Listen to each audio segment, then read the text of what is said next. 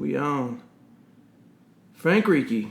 What's going on, brother? What's up, my dude? How you doing? Man, I'm good, bro. I'm good. I appreciate you sitting down. I've been talking on the podcast a little bit about you and your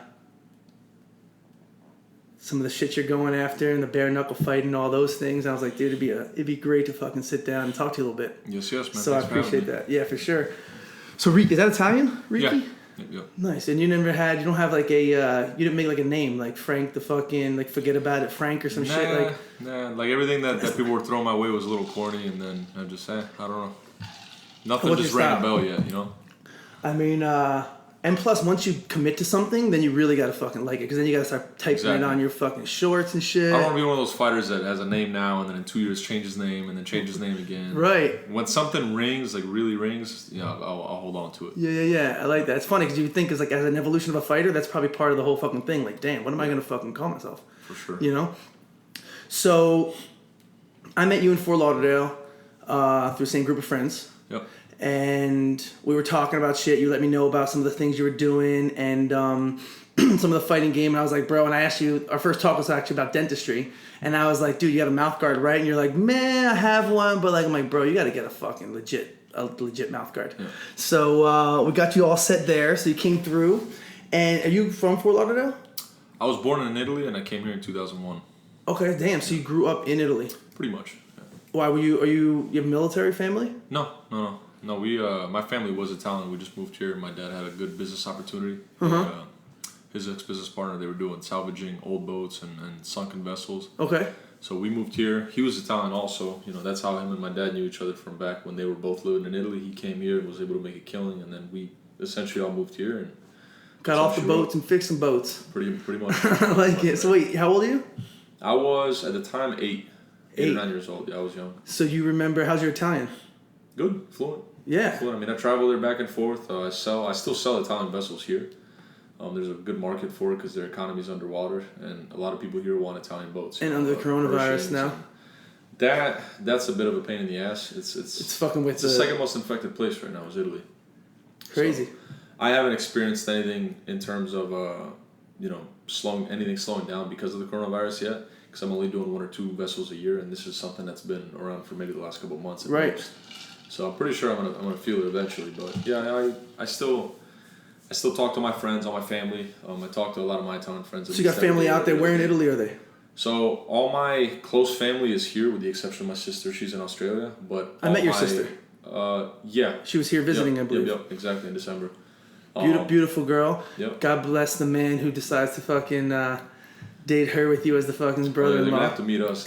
Yo, I can imagine. You got other brothers and sisters? I got one brother, yeah. Okay. Yep. He's older brother? I'm the youngest in my family. All right. He's older. You're 25? 26 as of last week. Happy birthday. Thanks, man. Cool. So you're the youngest, then it's your brother, and then your sister. Yep. Okay. And do any of them...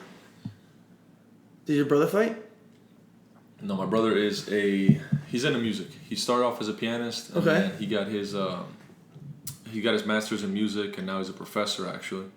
So he's in a band. I mean, damn, that's pretty cool. Yeah, he's in music. He loves music. He's always been around music since he was a kid. That's always been his thing. Wow. Me, it was always to be honest with you, my thing was always cars and fighting.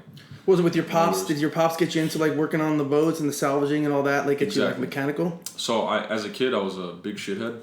My dad always had to keep. Who said you're not fucking now? Oh yeah, I'm still a nut. I'm just a little more civilized. You're a bigger shithead. Exactly. But my dad, he always kept me with him. I was always retarded and got suspended from school, so I was always spending time with my dad. Against his will sometimes. But yeah. He had no other choice. He couldn't leave me at home because I would do something stupid at home. So.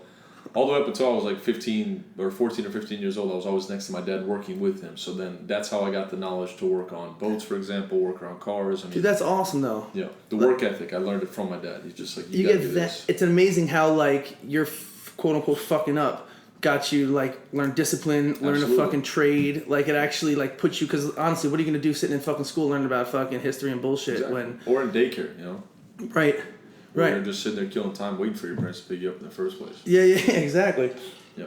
But and I was doing that, and then as a kid I remember I was in high school and I was putting up ads on Craigslist to do fiberglass and gel coat work, and I started doing that. And so you got a little side hustling early on. Exactly. And then I was able to buy my car when I was I was a sophomore in high school. I was able to buy my car, which was a Mustang, obviously. Back Damn, bro, you buy your own car as a sophomore, you feel like a fucking, you feel like Donald Trump.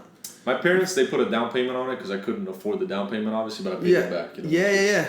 They helped me out, and then my dad's just like, listen. What was your first car? A Mustang, you said? So my very first car was an old Mustang. It was like a 91 like Mustang. a 5.0 liter? Yeah, exactly. Damn, with the light in the ass, boys. You drive those in Jersey, bro. Like one wrong turn when it's snowing out, that shit is spinning out. We put sandbags in the trunk just to like not have the ass. Oh, exactly. It was very light car, yeah. Oh, yeah. Yeah, a lot of people race that car. I did work to it. I mean, I put headers cam. I mean, I did quite a bit of work to that car, heads, and everything in the front driveway.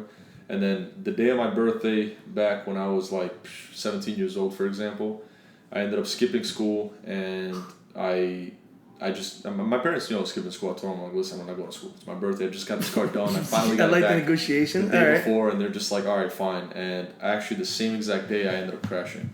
Really? It wasn't, I got T-boned bad. Okay, so it wasn't 100% your fault, just 50%? It was 100% not my fault. Okay. I ended up getting actually an insurance settlement from that, and so, but I mean, Did you hurt? Oh yeah, I broke my nose. I shattered my nose. Wow.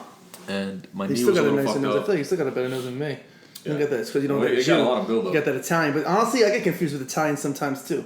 Oh, you do? Yeah, because I got the nose and a little bit of darker skin. You know what I mean? And I fucking Italian or Jewish? I cook a mean chicken parm. So exactly right.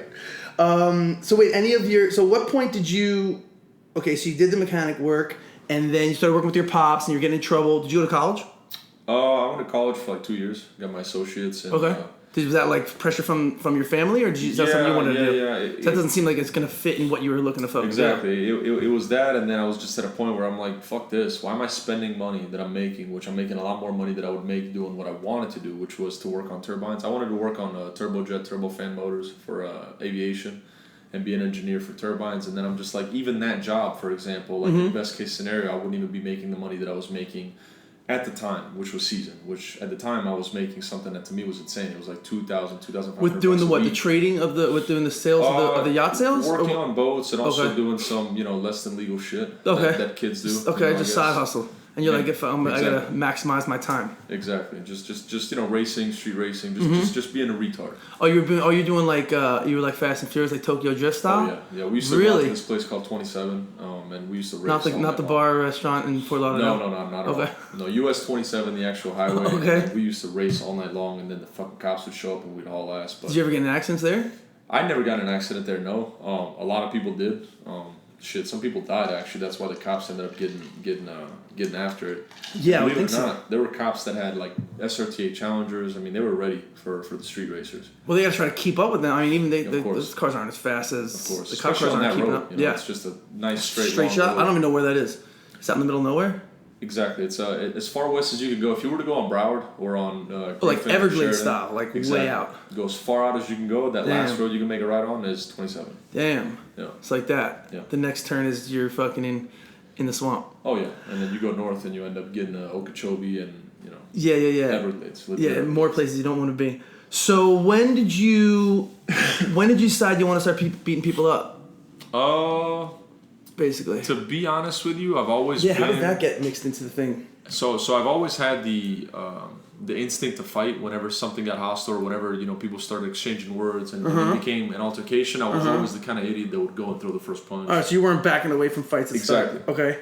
Because when I went to school, man, I was in middle school, and not to get too far off track, but I got bullied a lot, and it wasn't because I was a victim. I wasn't at all. It was because, like I said, I was a shithead. Number one. Number two, my mom, she would always send me to school wearing the exact same clothes. You were the new kid, also. You were the new kid from Italy. You know what I mean? With an accent, like there was a lot of there were a lot of factors to it. But it's like I was also the kid that it was easy to pick on me because whatever you would say, it would faze me. It would bother me. And what were you saying about your mom? She would send you to school? She would send me to school wearing the same pants and the same shirt, but different. Like, so it's like a khakis and a blue shirt, but she would buy me like 4 or 5 of them. You know what I'm saying? So they're not dirty, but you're just like, she liked having you, like you were like that Steve Jobs. Like, you didn't have to wake up and decide what you're wearing in the morning. I was always wearing your uniform was made, and I would have to wear what she told me. And in school, all these kids, they're wearing like Dickies, and I'm like going to school with the same Dockers and the same khakis every single day. Yeah.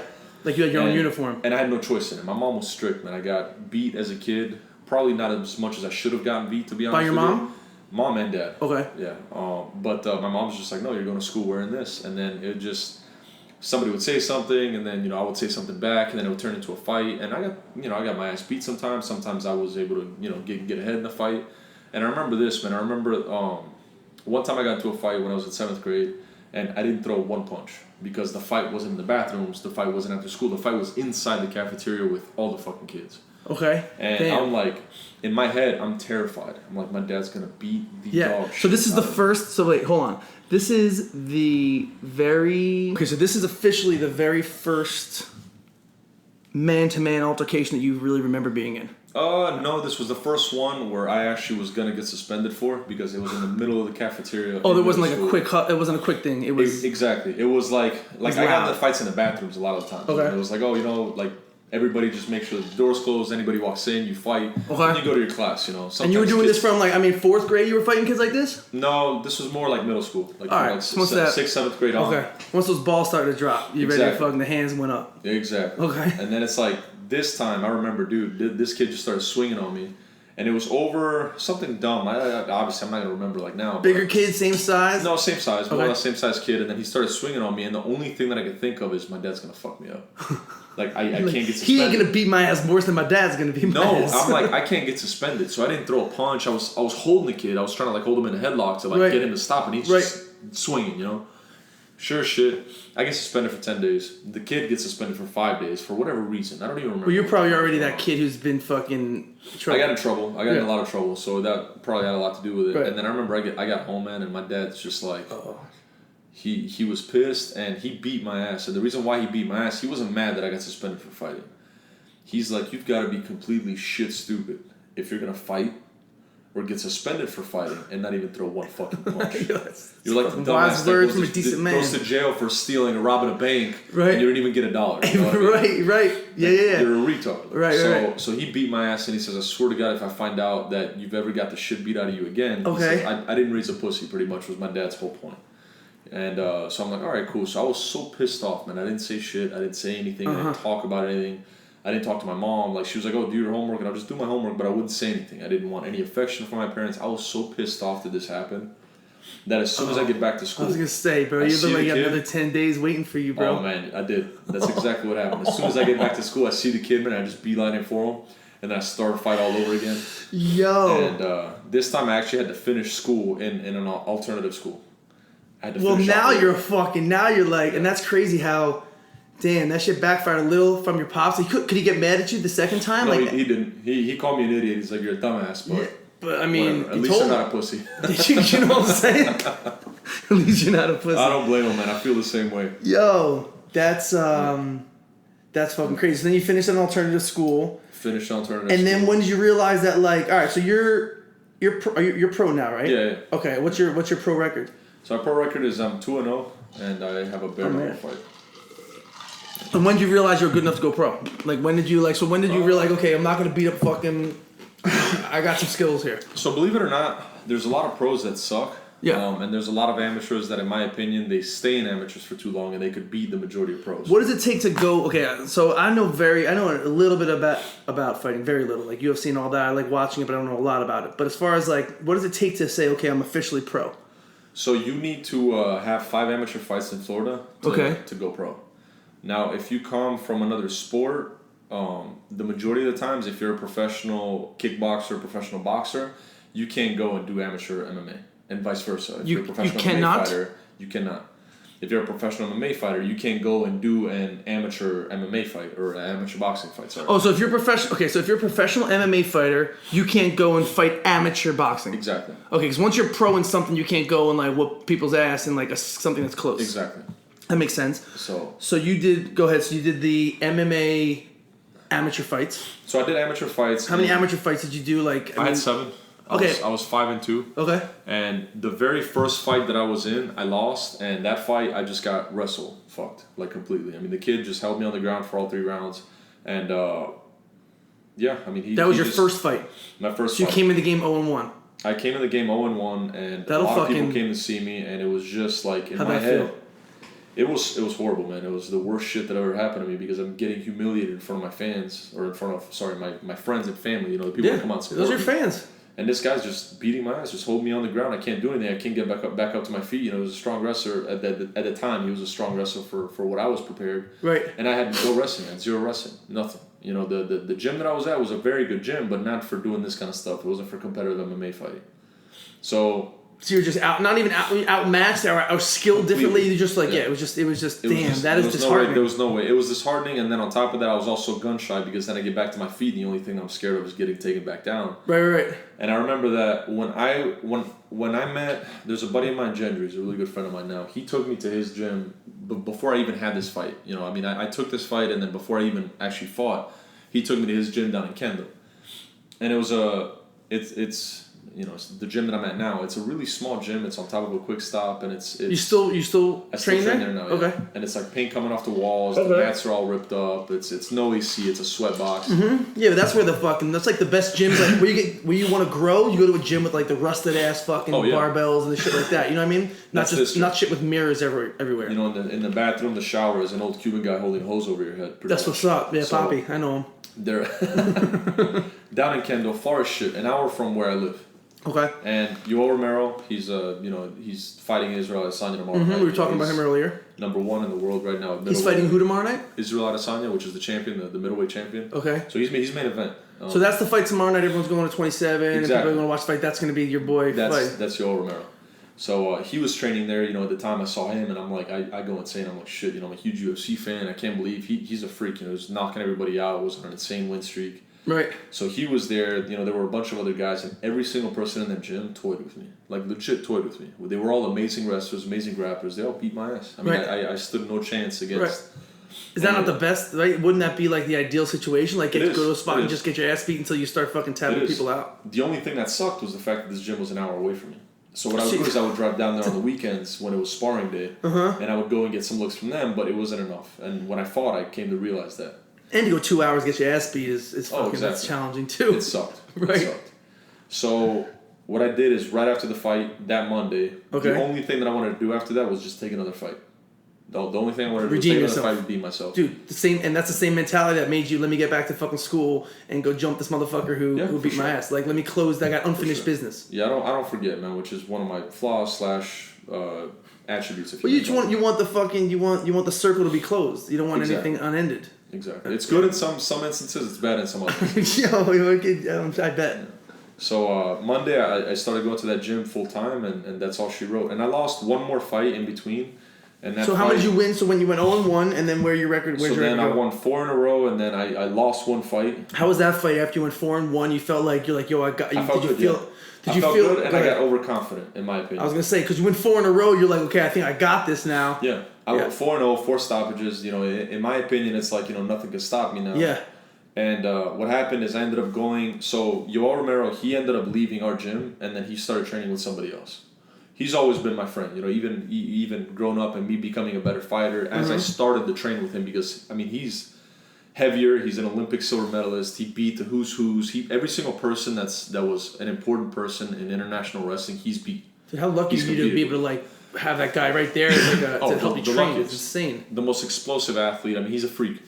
And a weight class up from me, which is amazing because we can train with each other. He's a bigger guy. He's insanely fast. And it's not like, hey, I'm a featherweight and he's a middleweight. Like, we can actually be training partners for each other.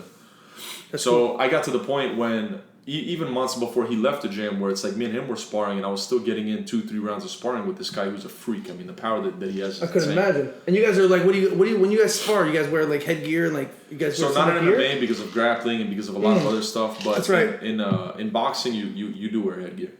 So I ended up getting close with him. Me and him have went out, you know, a couple of times. We went to events that were up here in Fort Lauderdale. Like, you know, Yoel was super respectful towards me. I was super respectful towards him. He was my friend. Him and my coach didn't see eye to eye on some stuff, on some money issues. That's none of my business, you know. And he ended up leaving the gym after he fought for the title and lost a really close decision. He got a little tired towards the end of the fight.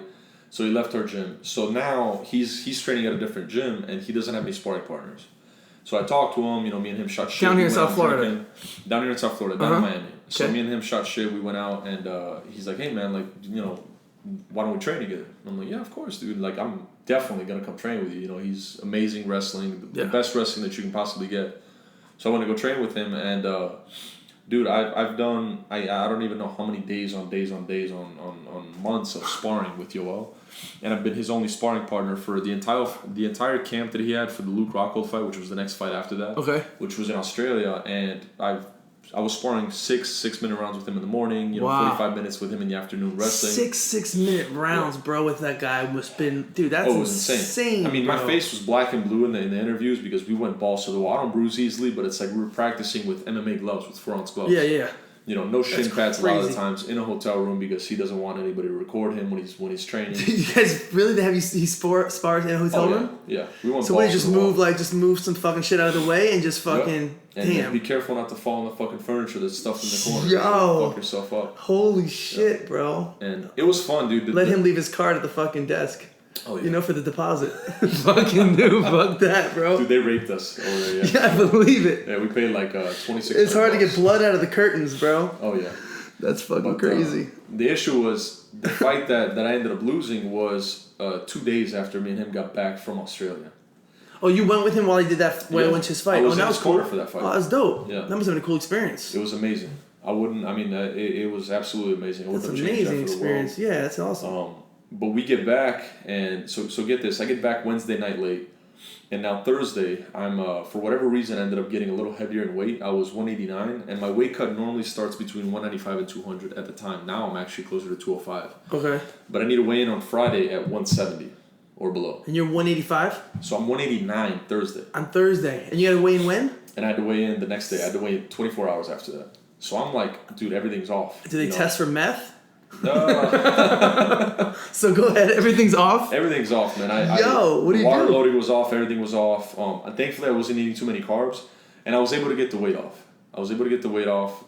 The problem was, I made it down to 169. It wasn't even as brutal as I thought it was gonna be. But the issue was, the jet lag destroyed me, and being in a plane for 27 fucking hours. Oh my god, bro! You're insane. a tall dude, bro. So your muscles get cramped as a motherfucker. I was just not flexible the way that I should have been. Right. And the big problem is my sleep schedule was all fucked up. So now Friday I end up weighing in, and then I go home. My legs have lactic acid buildup through the roof because I didn't sleep the day before. And now this is like the most important night of sleep that you can have is the night before the fight. You need to be rested. Yeah. So what I normally do is, since I always fight closer to like 9, 10 o'clock, I end up going out, hanging out with some friends, not drinking, of course, but I have a nice dinner full of carbs in order to replenish, to try to get all the fluids back in your body. And I try to stay out till 1 or 2 o'clock, maybe 3 o'clock in the morning even. It doesn't matter, but get yourself go to tired sleep, and then sleep all the way till 2 or 3 o'clock in the afternoon. Alright, I'm telling you right now, I went to sleep at 4 o'clock that night, and I could not fucking sleep. Just stared at your eyelids for fucking. I was just. And all you're thinking is, I gotta go to fucking sleep because I have this fight, and you don't want to take something to make yourself fall asleep because then you're gonna be groggy for the fight, and you're like, bro, you're caught in that fucking. Exactly. You're already beat mentally. And before I knew it, light started shining through the curtains. Oh, dude! Once that sunlight comes up and you haven't slept yet, you know it's a wrap. I was fucked, and I was facing the number 1 ranked amateur at the time in the state, or number 2 ranked amateur. A guy that now I'm close friends with, man. And I actually asked for that fight because the last 2-3 guys that I fought before him were, in my opinion, cans. Right. I'm not trying to be disrespectful towards them, but in my opinion, I deserved higher competition, or I wanted to prove myself against So now you got what you asked for, and you feel like you're not your best. He didn't want to fight me, or his team didn't want to fight me because they're like, oh, they're American top team, we're American top team. And I'm like, no, that's bullshit, And I'm pushing for the fight. Right. And I ended up fighting this guy, dude, and I was just exhausted before I even walked in there. That's what I'm saying. It sounds like you're mentally beat before you even go in there. Drained. And you're telling yourself, I could feel that, bro, laying in bed. I mean, if I have a fucking busy day the next day and I don't sleep, I'll start fucking overthinking it. If I had to go and fucking fight someone, bro, oh my god. So you got in there, had to fight this guy, and you lost, but I lost a split decision. So 1 judge saw it my way, 2 judges saw it the other way. So it's not like I got knocked out there. No. I didn't get knocked out, and to be honest with you, the majority of the fight was a stalemate with him having me up against the fence and trying to take me down. Yeah. He took me down once. I sprung right back up to my feet, but I just did not have the energy inside me to get him off. And he's a phenomenal athlete. Sham is about my size. What's his name? A little bit skinnier. Sham Delva. What is he? He's fighting now? He's fighting now. He fought on the last MMA card that I fought, and he just fought in January. He's 2-0 as a pro now. Nice. You guys are kind of on the same trajectory again. Exactly. Is there a rematch in the cards? No, not at all, man. He's my boy. I love Sham to death. Okay. I wish him the best. We've trained together, and he went down in weight, which I have no idea how the fuck he did it because he was my size. And now what's he fighting? He's fighting at 155 now. Damn. He makes 155, but he's 6'2" and he's... Dude. You know, he's... I mean, now I'm a lot bigger than when I fought him. Like now, I'll walk around in the 200, 205 pounds and I'll cut from 205 down to 170. No, there's a major benefit in being like walking around day to day as a 200-pound man, strength-wise, and then getting down to 170 because like... You still have this. I feel like you still have the strength of a 200-pound guy. Like whatever it is, like length or the fulcrum, like there's still that benefit, right? For sure. So when you're down at 170, you don't have strength or will to do shit because you're only there for like the 20, 30, 40 minutes that you need to weigh in. It's crazy. And then you replenish. Okay. And for example, like the fight that I had in December, the bare knuckle fight, the weight classes are by the 5 pounds. So it's 65, 75, 85, 95. Right. The weight classes in MMA are 155, then 170, then 185, and then 205. So they jump up 15 pounds. So 170 is my weight class in MMA. Got it. So I'll start my weight cutting week at 205. I'll get down to 170, and I'll replenish to roughly between 198 to 202 the night of the fight. So the night of my fight at Combat Night, which was this last event that I had, I was like 201 pounds. But you can still see my abs. But you weighed in at... 170. Wow. 170. And my opponent actually came in, I think maybe a half a pound over or a pound over. And they were asking me, hey, do you still want to take the fight? And I'm looking at these guys like, are you fucking kidding me? Like, this guy's half my size. Yeah, exactly, like, bro. And I'm telling you, like, I saw that. I feel like being able to be a fighter is like, it's like being fucking X-Men, bro. It's like having a superpower. Like, to be able to fight with that. The only other thing I think is, well, there's other things, but the second thing I think of that's a superpower is like having a second language. And you got both of those, bro. Yep. You hit both check marks in my X-Men category, dude. To be able to fight and to be able to fucking spit some eye-towel, bro. And I've gotten in some fights too, dude. I'm probably like 4-2-1. And the draw. What was the draw? That's the only one that caught my attention, man. The draw, dude, honestly, bro, we were 16, we were going at it, bro, and this big-ass Russian kid, his name was Igor, dude. This kid came and blasted both of us, and we both fell and hit our heads, and we were both kind of not fighting anymore. And Igor, that motherfucker, he had a hearing aid, and he was super strong, and he was always super angry because I feel like he couldn't hear very well. And giant, bro, and yeah, that's the draw. That's a draw. But dude, the bare knuckle shit was, that's the first time I got to enjoy your unique skill set, you know? Thanks, and you know, obviously I was really excited having known you and being able to go watch you perform. And some of our other boys have seen you before and said how exciting it was to watch you. Was that your first pay-per-view, like type of event like that?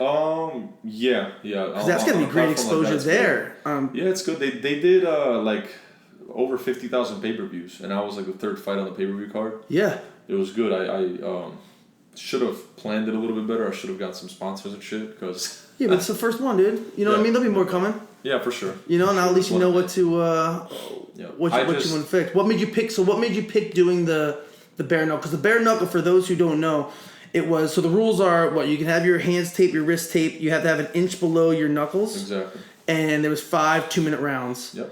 And not one motherfucker got out the first. It doesn't look like. Only the co-main event, I think, actually got out of the first. Distance. They went all 5 rounds. Yeah. All 5 rounds, bro. I left before that shit because I'm telling you, dude. I was watching, and there were some dudes that coming in there with like hieroglyphics shaved in their head, like a Superman tattoo, like a Superman shaved, and that kid who got knocked out. That was my buddy.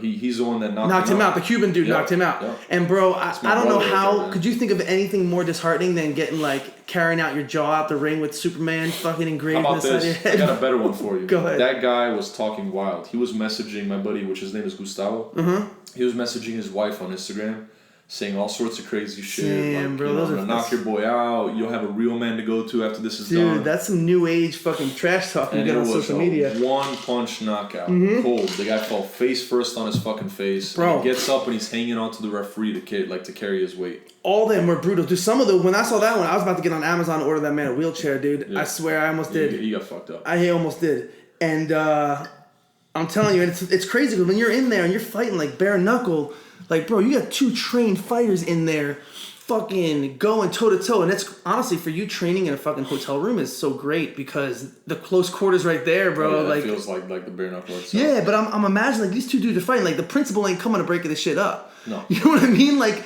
if you're getting your ass beat in an MMA fight and you got to go to the corner and then you know you're getting your ass beat and then you got to go out and continue to get your ass beat, like, that, I respect that so much.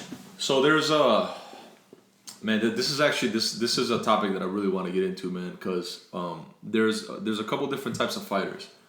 Now, there's a fighter that he's a genuine fighter at heart. He fights because he enjoys fighting.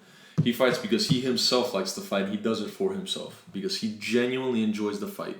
And while he enjoys the competition like a motherfucker, he also enjoys everything else involved, whether it's training, having to train through injuries, having to literally push yourself to the brink of failure every single day. But he embraces the suck, as David Goggins would say. And when it comes time to fight, that's where you have fun. Dude, my week of the fight was horrible. I was chasing after people Friday morning to get paid for tickets, which it's not really like necessarily their fault, but it's just like it was that stress. And then Thursday, there was some really big shit that happened at work that ended up putting me in a bad mood. I mean, it was a big legal issue that later come to find out there was a fluke, but that also had me all fucked up. I'm not supposed to work Thursday and Friday because of weight cutting, right? I'm all dehydrated. I'm really brittle.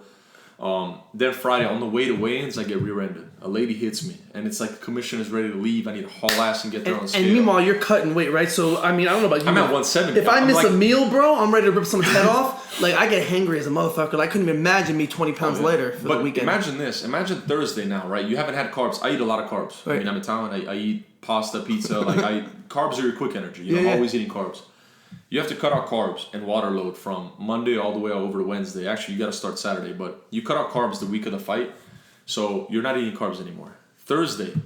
From Thursday, 24 hours before weigh-ins, 0 water. You're already dehydrated. Bro. Thursday at dinner for a very small meal is your last meal. Not only do you do that, but now you got to go back to the gym Friday morning, and you got to get a workout in with a sauna suit, right, sweat, and then finish off. Can you sleep hungry? No. Like, bro, if my stomach growls and I'm trying to get comfortable for bed, it's game over. I got to get up and get a waffle. I can't do it. It sucks, which a lot of the times that's why fighters don't sleep the last day before weigh-ins. Yeah.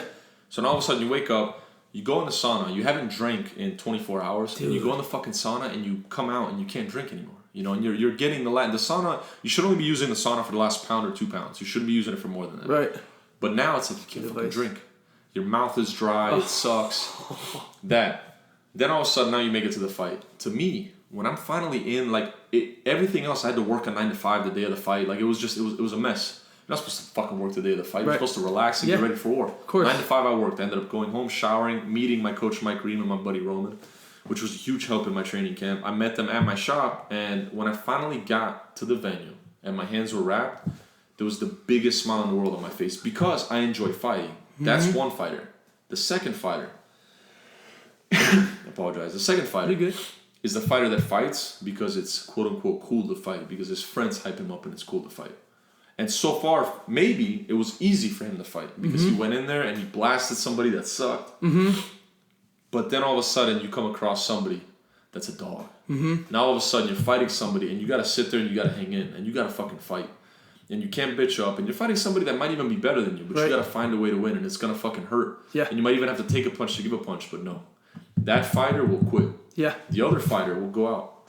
Like for example, I believe that for sure. There's the fighters that they're in the back, and especially in amateurs, you see this a lot because they always have the fighters so close to each other, and it's also the first 3 or 4 fights that they have, and they're in the back. And I remember one time, man, there was this one fighter that I knew. He was a friend of mine. He trained at the same gym, and he was just like. I had staph infection at the time. I was going through I had antibiotics, and in my mind, I'm like, fuck, I have a huge migraine, but I knew I was about to fight. I had all this in my mind, and I still couldn't wait to fight. Him, on the other hand, he didn't have all these worries, and he's just like, bro, he's like, I can't wait for this shit to be over with, and he's so nervous, and this and that, and I'm just like, bro, who the fuck forced you? Yeah, what are you doing here, dude? What are you doing here? Yeah. Like, go work at Comcast, or go fucking... Like, train at the gym to train, to get in shape. But why are you here? This is the fun part. This is where now all of a sudden, you're not training with your training partner. You don't have to pull back because he's your boy. Now you get to go in there with somebody that you don't know or care about, and you get to unleash. You get to show off in front of your friends. You get to have fun. You get to fuck up somebody that... This is what you do it all for. This is what game time, showtime, bro. It's like football. You practice all week, and Sunday's the fucking easy part. This is what it's for. And you see the difference. And then you see the difference... For example, I met a really close, which now he's a really close friend of mine, this guy Roman Feraldo, and he was my main training partner for my last training camp. Me and that guy pushed each other to the brink of failure like every single fucking day. We were doing 12 rounds at the boxing gym, 17 rounds at the boxing gym. Me and him never knocked each other out and knocked each other down, and we fucked each other up. I mean, he went home with black eyes one day. I went home with black eyes the other day. That's great. It was a blessing to have him in the training camp because me and him are very evenly matched in like a lot of our skill sets, in wrestling and boxing and all this stuff. And to find somebody that was my same weight that could compete. He was in a fight a couple fights ago against this guy Delano, and Delano had him. He had him in a rear naked choke. But he was so unsure and he was so scared of the fight that he ended up second guessing and letting go and trying to switch to something else because Roman would not tap out no matter what. Wow. He wouldn't go out. So Roman showed. I mean, he had to face adversity, but no matter what, he didn't quit.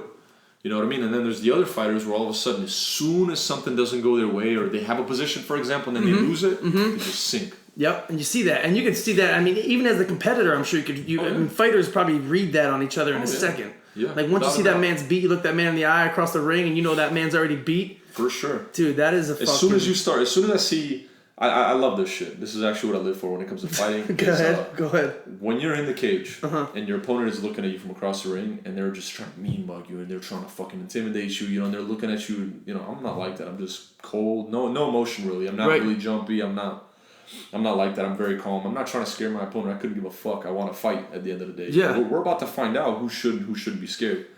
But I love seeing that whole angry look and that bravado, that fucking right. At some point during a fight, and so far I haven't lost yet. So it's like I've seen it time and time again. I love seeing that look turn into that whole "have mercy on me" I look. You know what I mean? Where it's just like now all of a sudden you're like you're the victim, and it's like now motherfucker, the cage is closed. And I will say, man, for all we saw a bunch of fights leading up to yours, and the people are coming out and they're hyping up the crowd. And dude, every single person that came out hyping up the crowd was laid the fuck out within 10 minutes. Yep. You know what I mean? Gone. And you came out stone cold, bro, and you fucking and you held it down, dude. I loved it, man. I mean, trust me, I want to show emotion, and I was smiling, of course, when I was walking out, because, dude. But you're just happy to be there, bro. I mean, look where you're at, dude. So happy, and then on top of that, it's just like, dude. People don't realize this, but your fans and the people that come out and watch it, my family, my support. I sold $16,000 in tickets for this last fight. Awesome. Everybody's part of the team. Everybody is part of the team. Yep. Because I would have the opportunity to even fight for Bare Knuckle FC if I didn't sell a lot of tickets at the last fight. And it's just I love seeing the support that's there, and everybody's happy and everybody's sitting there having a good time. And it's just dude, can you... The feeling of knowing that, hey, I'm going to go in there and I'm going to fight this guy, which is something that I want to do. And then everybody else is here to watch me fuck this guy up. And do what you want to do, what I want to do and do something that I enjoy doing.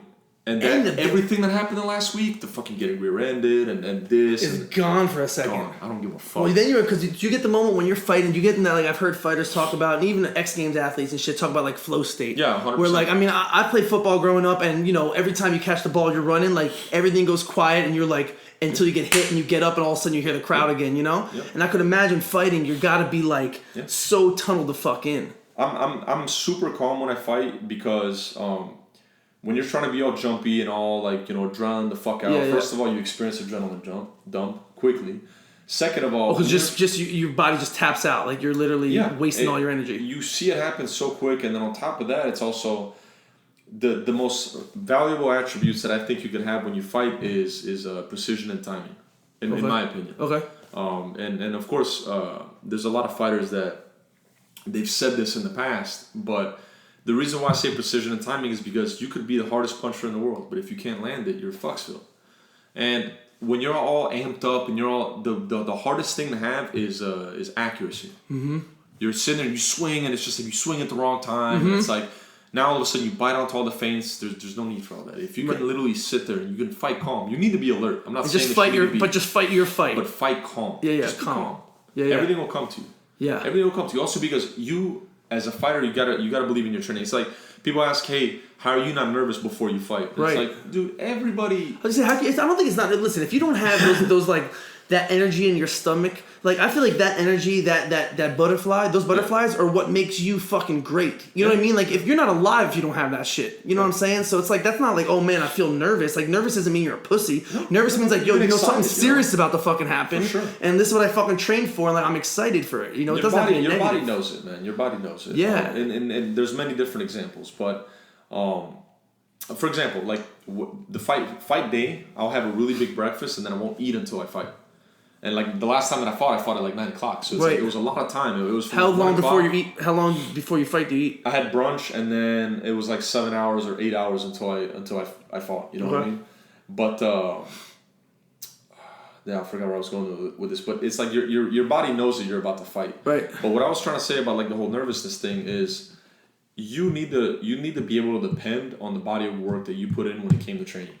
So if you trust your trainers and you trust your coaches and you trust your sparring partners and you trust the body of work that you put in, you got nothing to worry about. You shouldn't be nervous. Now, it's like taking a test, for example. If I was to tell you, shit, I did not study for the test that I have in Mrs. B's class, for example, right? And I go into her class, I'm like, holy shit, who do I cheat off of? You know, like, what the fuck do I do? Because I don't know what the fuck I'm doing. Like, the 20-question word bank, I didn't study it. I have dreams like that to this day. But go ahead.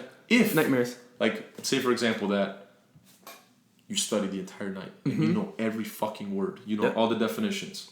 And they're like, hey, we got a test today. Be like, bring it. Bring it. You're not nervous. Why would you be nervous? Right. You're prepared. Right. And it's the same way in fighting. Yeah. If you're prepared, you're prepared. That's part of the reason also why I don't train for a specific opponent. A lot of people always like do so much study and so much film. Everybody looks at your opponent's fights. Nobody doesn't. If they say that, it's BS. Yeah. No, everybody looks. See what you're coming up against. But I'm not sitting there studying my watching opponent. every step and trying to like get their fucking little like idiosyncrasies down. I don't try to tailor my game plan around what my opponent does, and the reason why is, out of the last, let's just say 8 fights that I've had, maybe 2 people that I was actually supposed to fight showed up. But is that just cause you're early on in the pro game and people aren't taking it as serious? It's for a lot of things. Part of the reason is because in amateurs people get injured more often, but it's also because in MMA people get injured all the fucking time. Look at the UFC news. The guy, you know Luis Pena, right? Yeah. He's a good friend of Taylor's, a good friend of ours. You know, he always comes around. He had 2 opponent changes last minute.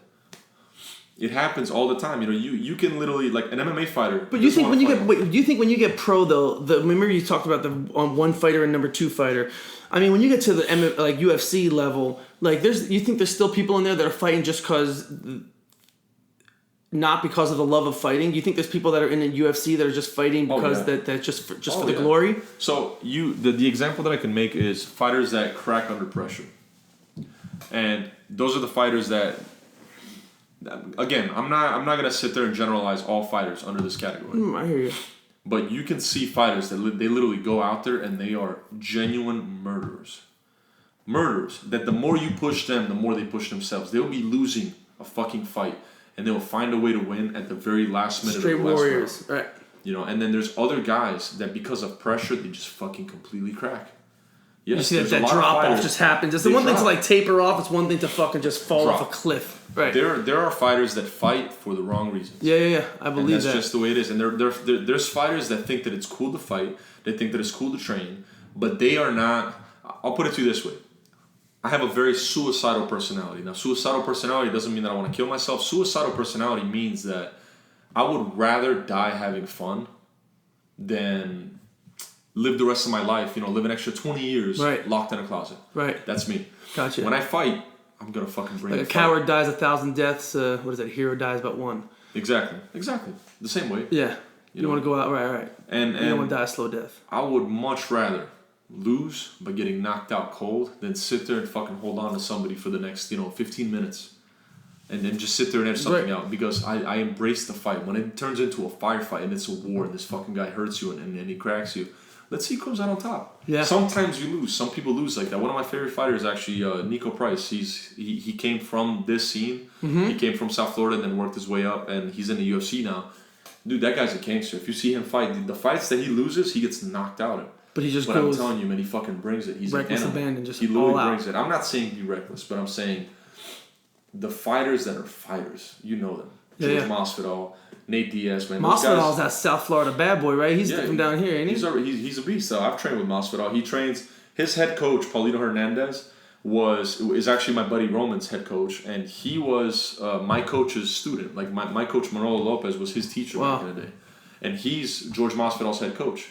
George Masvidal and or Jorge Masvidal, him and Yoel Romero, which is he's my brother pretty much, and one of my main training partners. They're boys.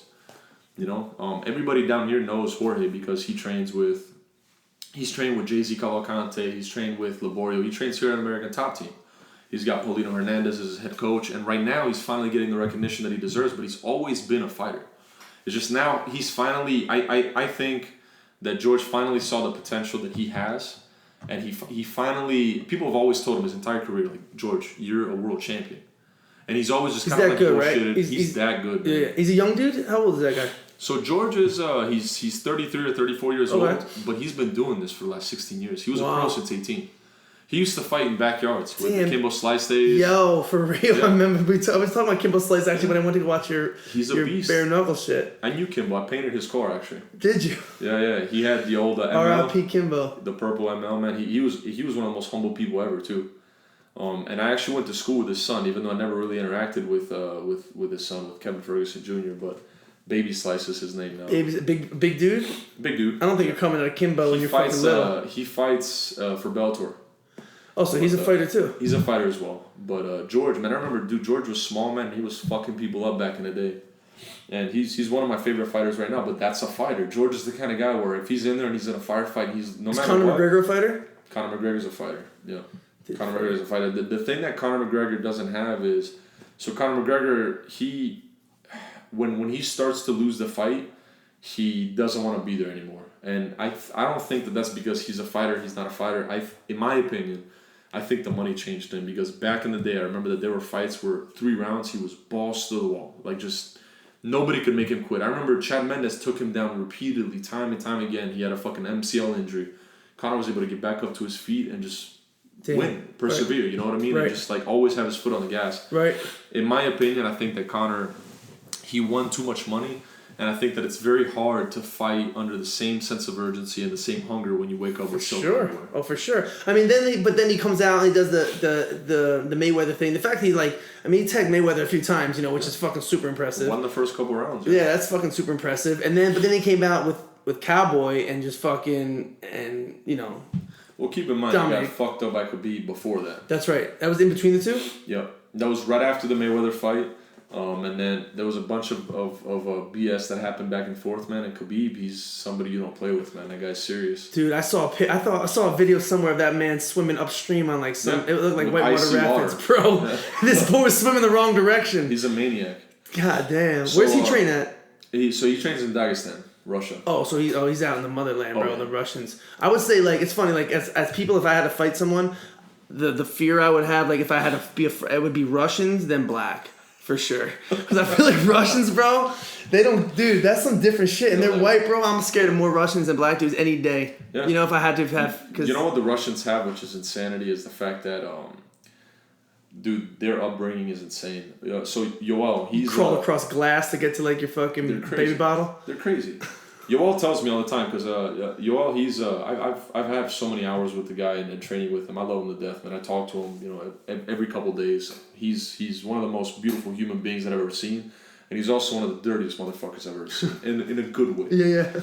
He can be a dog if he needs to be, but at the same time, man, when he's your friend, he cares for you, he's there. Right. And he's told me some stories, man, of training in Dagestan. He's like, dude, there would be like hand bombs going off in the fucking neighborhood, and it's like everybody all of a sudden shuts off the lights and hides under the bleachers and makes sure that like nothing happens. Imagine, dude. 20 minutes later, everybody just gets right back on the mat. And of course, that's why those just want to fight, because like, what's our alternative? To fucking duck grenades for the fucking afternoon? Exactly. Like, let's fight and get me the fuck out of here. So I He told me, he's like, dude, they're so disciplined, which is also how like the Cuban schools are, like from when they're kids. He's like, they're so fucking disciplined that they have to fucking train. There's no way around it. Like the Cubans, the way that their school is it's almost like a pyramid. It's let's just say that it's like and it's a building with like 5 or 6 floors, right? And then when you're at the 6th floor, you eat really fucking good. Mm-hmm. If you lose, you go down a floor. If you win, you go up a floor. Mm-hmm. Like that's their method. You know what I mean? That's their. Those are their training regimens, and that's how they get the best guys, because they literally put them through hell. So that all of a sudden now you go through this in training. Practice is fucking easy. And they know, fighting then becomes easy. Right, and then they know losing has some consequences. You know what I mean? Like you're literally you're getting dropped. Exactly, and they're used to having that pressure from when they're kids. Yeah, that's some fucking different shit, bro. Alright, so what do you got coming up? So what's upcoming projects and what kind of opponents you got coming up? So I have a fight April 25th at the Seminole Casino up in Coconut Creek. Awesome. And who's that against? Do you know? That is against. I got my opponent this morning. Actually, I was trying to fight this guy Delano for whatever reason. The fight didn't get together. I wanted to fight the guy because he's, he's good, big, explosive guy. This is gonna be an MMA fight. Yeah, MMA fight. He also had some words with a really good friend of mine, so I thought it would have been a good reason to fight him. But I wasn't really picking on him or anything. But right. He just did not accept the fight no matter what. We said winner takes all. We tried to get the fight to happen, and it just didn't happen. So now they gave me this guy Wesley Golden. They gave me him this morning. He's got 25 pro fights. So he's probably gonna be a game opponent, but out of those 25, what's his? I mean, did he win a fair amount of them? It's like not really. Is he like 2-23 or? No. He's in the double digits for both wins. All right, cool. All right, so he's fucking. That's I think he's like 11 and 16 or something like that. So that's 11, solid. 15. So that's solid. So that's at April 25th. Yeah. At the Seminole Coconut Creek. Yeah, but I'm still gonna maul this motherfucker. Fuck yeah, if you wanna. How do you get tickets on those? How do you So how do people get tickets if they want to see you? They go.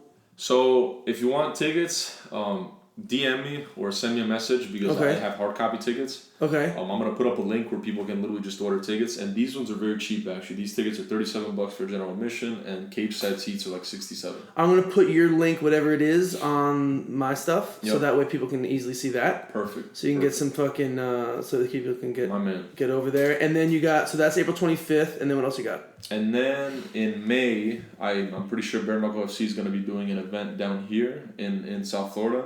And I think in May I'm probably going to get on that card if they can get it down here. Nice, so you get a re-invite hopefully back there with them. Oh yeah. That'd be dope. Yep. No, they already told me that if they have an event that I'm one of the front runners for it. Beautiful. And then June, Combat Night, which actually is where I had the majority of my amateur fights and my pro debut. Is that over here at that's not, where's This is at the Omni Auditorium. I'm pretty sure that's where we had our... Where's that? Omni Auditorium is the BC Stadium up in Pompano. Okay. That's off of Copens Road, I believe. Okay. Just a little bit further west of Turnpike. That's June. Yep. So back to back, month in, month out. Yeah. So it'll be fun, man. It'll be fun. Beautiful, don't expect long fights, man, because I'm coming hard, and I don't think that this April 25th fight's gonna be long at all. So. Dude, I'm fucking. It wasn't the ones that I witnessed were not very long. It was blinking it's over, so I'm fucking excited for it, bro. All right, my dude. We'll call that a wrap, bro. I appreciate you spending some time, man. Thanks, my man. Thanks for having me over. All day. My man. Thanks, brother.